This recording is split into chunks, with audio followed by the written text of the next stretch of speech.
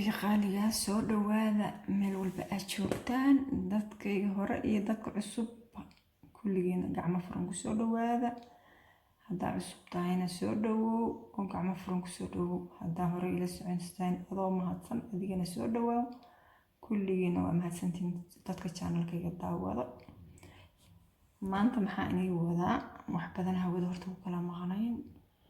waxaa la yiri dad kala maqnaa waayaha kala waday sooma. marka waayaha iyo hawsha adduunka baa xoogaa iskaga mashquulay. marka alxamdulillah maanta waxaa inii wadaa guriga meesha dhexe. marka waxaa rabaa qaabkii hore iyo qaabkan labadaba inaan isku barbardhig.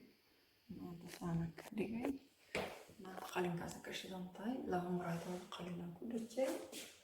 kabacdina laba oo mushamaxal geeda la saarto ayagana qalin waayaan. laba saxan oo aan samaystay ayagana qalin waa saxan muraayad baan ka wadaa. geedahana geesaha ugu wareejay labadaba. kabacdina armaajada lafteeda ayagana waxaas ayadana ku wareejay. saxmada waxaan ku wareejay camal geedka carafta asagana dhexda dhigay ugu riixad udgoon siinaysa.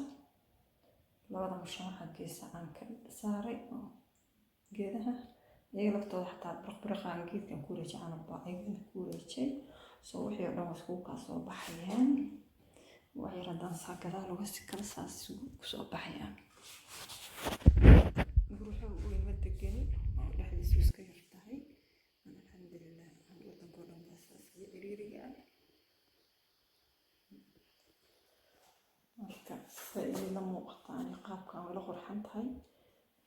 guriga hadda waxaa fiican wal cusub in loo bedelo hal qaab waligiis u oolin.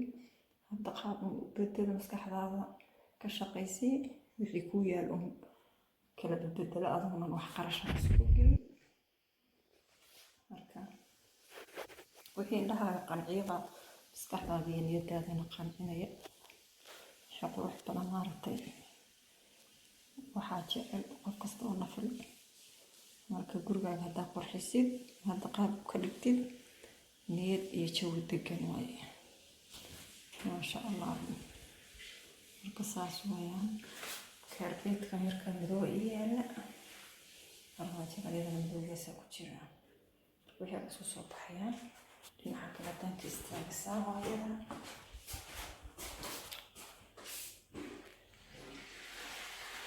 marka maasha allah waxay ila tahay isoo kamtiga ku reebay jawaab fartiin wixii aad leeyihiin waxba ama qaldameen waxba aad ka dhashay intaba idinka waa like share kana saxsaabtiina si share gareeya. marka waa mahadsantihiin dhammaantiin.